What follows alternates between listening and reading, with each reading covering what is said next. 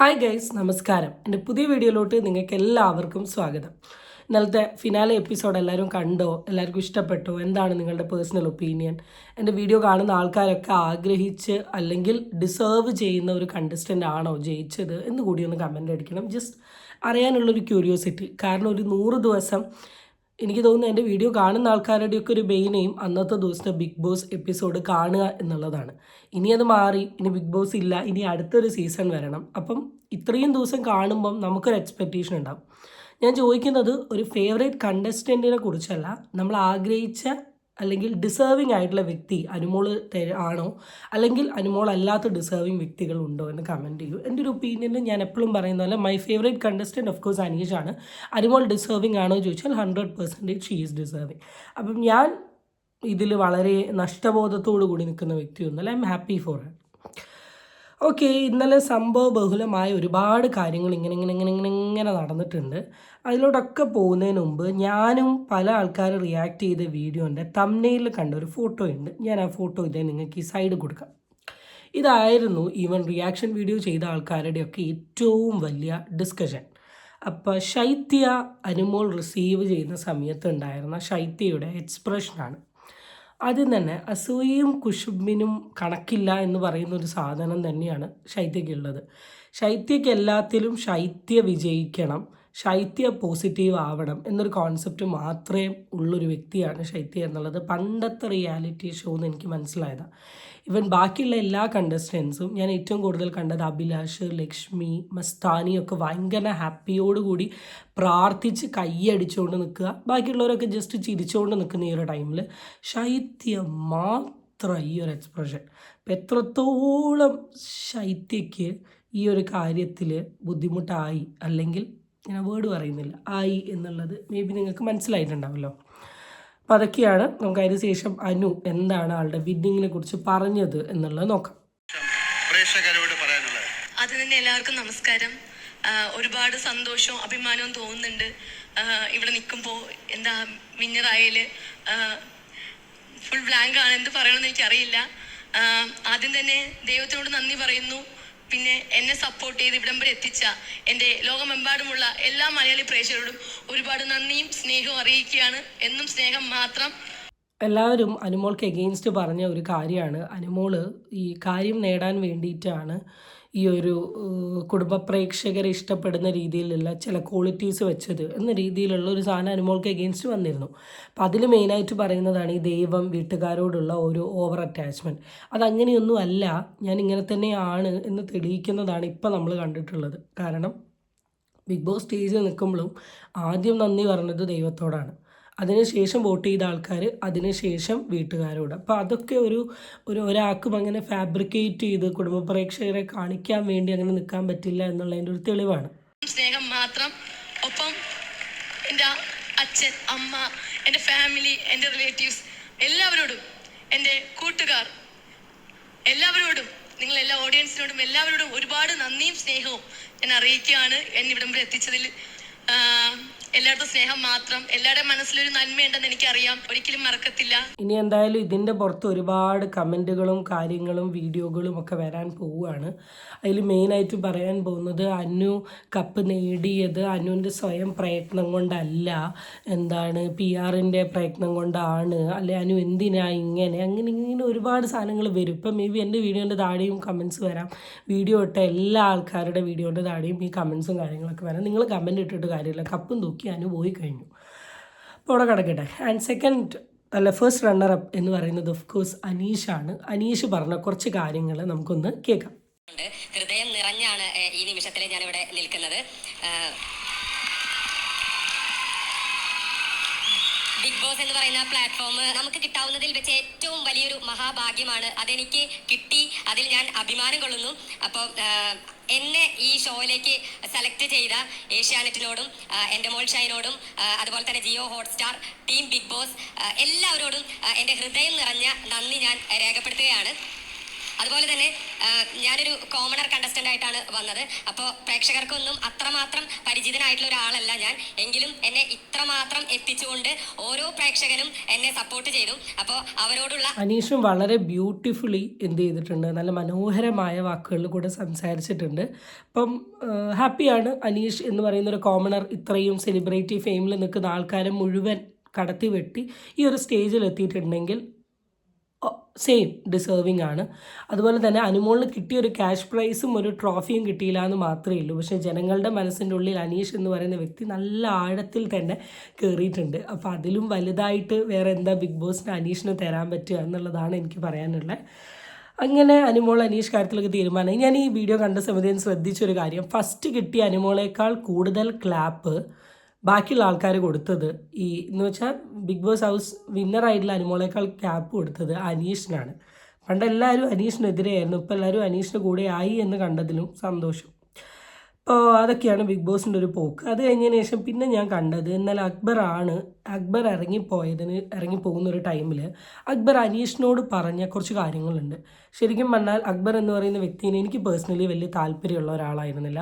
ഞാൻ കട്ടപ്പേൻ്റെയൊക്കെ ഒരു fan list അല്ലെ കട്ടപ്പേൻ്റെയൊക്കെ ഒരു സ്വഭാവം, അല്ലെങ്കിൽ ഏഷ്യണി, പരദൂഷണം, ചെറിയ വിഷയങ്ങൾ ഊതി വീർപ്പിക്കുക, ഈ സാധനങ്ങളൊക്കെ അക്ബറിൽ കണ്ടൊരു വ്യക്തിയാണ്. പക്ഷേ അറ്റ് ദ സെയിം ടൈം ഒരു സോൾഫുൾ മാനാണ്. അപ്പോൾ പുള്ളിക്കാരൻ ഇന്നലെ ഇറങ്ങിപ്പോകുന്ന സമയം ഈ അനീഷിനോട് പറഞ്ഞ കുറച്ച് കാര്യങ്ങളുണ്ട്, അതൊന്ന് കേട്ടു നോക്കാം. എനിക്ക് അനീഷേട്ടൻ്റെ അടുത്ത് പറയാനുള്ളത്, അനീഷേട്ടൻ നല്ല സ്ട്രാറ്റജി ആയിരുന്നു.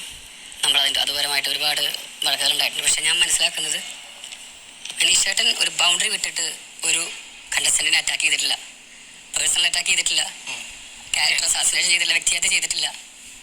അനീഷേട്ടൻ എപ്പോഴും ഒരു ആ സ്ട്രാറ്റജി ഓക്കെ, അതിൽ സ്ട്രാറ്റജിയിൽ നിന്നുകൊണ്ട് അനീഷേട്ടൻ ചെറിയ കള്ളത്തരങ്ങളും നിലപാടുകളും മാറ്റങ്ങളും അതൊക്കെ എല്ലാവരും ചെയ്തിട്ടുണ്ട്. പക്ഷെ അനീഷേട്ടൻ ഒരിക്കലും ബൗണ്ടറി കടന്നിട്ട് ഒരാളെയും വ്യക്തിഹത്യ ചെയ്തിട്ടില്ല, ബോഡി ഷേമിങ് ചെയ്തിട്ടില്ല. അത് അനീഷേട്ടൻ്റെ ഏറ്റവും വലിയ ക്വാളിറ്റിയാണ്. സോ ഇതാണ് അക്ബർ എന്ന് പറയുന്ന വ്യക്തി അനീഷിനെ കുറിച്ച് പറഞ്ഞത്. അനീഷിനെ ഏറ്റവും കൂടുതൽ ക്രിട്ടിസൈസ് ചെയ്ത ബിഗ് ബോസ് ഹൗസിലെ ഒരു 5 ലിസ്റ്റ് എടുത്ത് നോക്കുകയാണെങ്കിൽ ഈ 5-ൽ 1 ഓഫ് കോഴ്സ് ആരായിരിക്കും? അക്ബർ ആയിരിക്കും. പക്ഷേ അത് ഗെയിമിൻ്റെ ഭാഗമായിട്ടാണ്. ഇന്ന് ഞാൻ പുറത്തിറങ്ങുമ്പം ഇതാണ് റിയൽ അനീഷ് എന്ന് പറഞ്ഞ് ഇറങ്ങാൻ തോന്നിയ ആ മനസ്സിന് നമ്മൾ മസ്റ്റായിട്ടും അപ്രിഷ്യേറ്റ് ചെയ്യേണ്ട ഒരു സാധനമാണ്. അപ്പോൾ എന്നോട് എല്ലാവരും ചോദിക്കുന്നതാണ് എന്തുകൊണ്ടാണ് അനീഷിനെ സപ്പോർട്ട് ചെയ്യുന്നത്, അനീഷ് ഭയങ്കര വെറുപ്പിക്കലല്ലേ, ഒരു കാര്യം വീണ്ടും വീണ്ടും റിപ്പീറ്റഡ് പറയുന്ന ഒരാളല്ലേ എന്ന് ഞാൻ ചോദിക്കുമ്പം എല്ലാ മനുഷ്യരും പെർഫെക്റ്റ് അല്ല. എല്ലാ വ്യക്തികൾക്കും അവരുടേതായ രീതിയിലുള്ള പോസിറ്റീവ്സും നെഗറ്റീവ്സും ഉണ്ട്. അപ്പോൾ അനീഷ് എന്ന് പറയുന്ന വ്യക്തിയിൽ നിങ്ങൾ പറയുന്ന നെഗറ്റീവ്സ് ഇതാണെങ്കിൽ നിങ്ങൾ ശ്രദ്ധിക്കേണ്ട പുള്ളിയുടെ പോസിറ്റീവ്സ് ഉണ്ട്. നമ്മളൊരു വ്യക്തിയുടെ നെഗറ്റീവ് ഫോക്കസ് ചെയ്തിട്ടുണ്ടെങ്കിൽ നമുക്ക് അയാളുടെ നെഗറ്റീവ്സ് മാത്രമേ കാണാൻ പറ്റൂ. എന്ന് നമ്മൾ അയാളുടെ പോസിറ്റീവിലോട്ട് ശ്രദ്ധ കൊടുക്കുന്നോ അന്ന് നമ്മൾ അയാളുടെ ഒരുപാട് പോസിറ്റീവ്സും കൂടെ നമുക്ക് എന്ത് ചെയ്യാൻ പറ്റും, കാണാൻ പറ്റും. ഇവിടെ അനീഷിനെ പറ്റി എനിക്ക് പേഴ്സണലി പറയാനുള്ള കുറച്ച് കാര്യങ്ങൾ, അല്ലെങ്കിൽ ഞാൻ അനീഷിൽ നോട്ട് ചെയ്തിട്ടുള്ള കുറച്ച് കാര്യങ്ങളാണ് അനീഷിൻ്റെ കൂടി 99 ഡേ നിന്ന ഒരു വ്യക്തി പറഞ്ഞത്. അപ്പോൾ അതിൽ കൂടുതൽ എന്താ പറയാനുള്ളത്? ശരിക്കും അക്ബറിൻ്റെ സൈഡിൽ നിന്ന് ഈ ഒരു കൈൻഡ് ഓഫ് റെസ്പോൺസ് ഞാൻ പ്രതീക്ഷിച്ചിട്ടില്ല കേട്ടോ.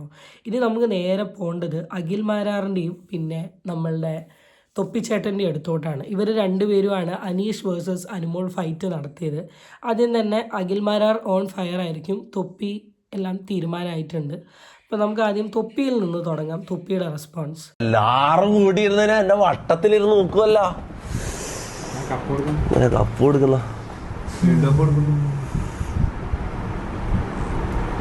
അല്ലടാ. അനുമോളോട് നമുക്ക് ദേഷ്യമില്ലല്ലോ, അനുമോളല്ലല്ലോ PR എന്ന് പറഞ്ഞ ആ ചീപ്പ് നാടകം ആടെയാണ് നമുക്ക് ദേഷ്യം. അനുമോളോട് നമുക്ക് പേഴ്സണലി ദേഷ്യമൊന്നുമില്ല. അനുമോള് ചിലപ്പം പാവമായിരിക്കും, എനിക്കറിയില്ല. അനുമോള് എന്താ നമുക്കറിയില്ല, ഡിസേർവ്ഡ് ആണ്. പക്ഷെ എനക്കൊന്നും പറയാനും കിട്ടുന്നില്ല. ലോട്ട ഇതൊന്നാ ചെയ്യുക. ഞാൻ ഒരു കാര്യം ചെയ്യാം, ഫോണ് സ്വിച്ച് ഓഫ് ആക്കാം. ബ്രോ കരച്ചിൽ വരുന്ന കരയും. നിനക്ക് കരയെങ്കിലും ചെയ്യാം. ഞാൻ ലൈവിന്റെ മുന്നിൽ ഇങ്ങനെ ചിരിച്ചോണ്ട് നിൽക്കണം, വേറെ വഴിയില്ല. സ്വിച്ച് ഓഫ് ആക്കിയിട്ട് നാട് വിട്ടു. ഞാൻ ഇനി സത്യം പറഞ്ഞാൽ ഈ സാധനം കണ്ടപ്പോൾ ഭയങ്കര ചിരിയാണ് വന്നത്. ഭയങ്കര നിഷ്കളങ്കമായിട്ടാണ് തൊപ്പി സംസാരിച്ചത്. തൊപ്പിക്ക് വേണമെങ്കിൽ ഈ ഒരു സിറ്റുവേഷനിൽ ഭയങ്കര പ്രൈസിങ് എന്ന രീതിയിൽ PR ജയിച്ചു, ഞാനെന്ന് പറയുന്ന വ്യക്തി കഴിഞ്ഞ 2 ദിവസമായിട്ട് മാത്രമാണ് എന്താണ് ഈ തൊപ്പി അനീഷിന് വോട്ട് ചോദിക്കാൻ തുടങ്ങി, ഞാൻ കുറച്ച് കാലം മുമ്പാണ് ചോദിച്ചെങ്കിൽ രക്ഷപ്പെട്ടേനെ, ഇതൊക്കെ പറഞ്ഞിട്ട് തൊപ്പിക്ക് എന്തും പ്രസംഗിക്കാം. തൊപ്പി വളരെ നിഷ്കളങ്കമായിട്ട് സ്വിച്ച് ഓഫ് ആക്കി ഫോണും കൊണ്ട് വിട്ടാലോ എന്ന് ആലോചിക്കുന്നു. പക്ഷെ അങ്ങനെയൊന്നും കരുതേണ്ട ആവശ്യമില്ല. തൊപ്പിക്ക് ഇഷ്ടപ്പെട്ട ഒരു കണ്ടസ്റ്റൻറ്റിനെ തൊപ്പി എന്ത് ചെയ്തു, വോട്ട് ചോദിച്ചു. അത് കണ്ടിഷ്ടപ്പെടേണ്ട അഖിൽമാരാണ് തൊപ്പി ചെയ്യാത്തൊരു കാര്യം വന്ന് പറഞ്ഞു. തൊപ്പി അത് ചോദിച്ചു. ആ ചോദ്യത്തിൻ്റെ ഭാഗമായി അങ്ങോട്ടും ഇങ്ങോട്ടും ബെറ്റ്. നമ്മൾ ഈ ലോകത്ത് എത്ര പേര് ക്രിക്കറ്റ് നടക്കുമ്പോഴും ഫുട്ബോൾ നടക്കുമ്പോഴും പരസ്പരം അങ്ങോട്ടും ഇങ്ങോട്ടും ബെറ്റ് വെക്കുന്ന, അതിൻ്റെ ഭാഗമായി മുട്ടത്തല അടിക്കുന്നു, മീശ കട്ടിന്ന്, ഇങ്ങനെ കുറേ പരിപാടി ഉണ്ട്. ഇതിനെ ആ രീതിയിൽ കണ്ടാൽ മതി, ഒരു ഈഗോയിൽ കാണേണ്ട ആവശ്യമില്ല.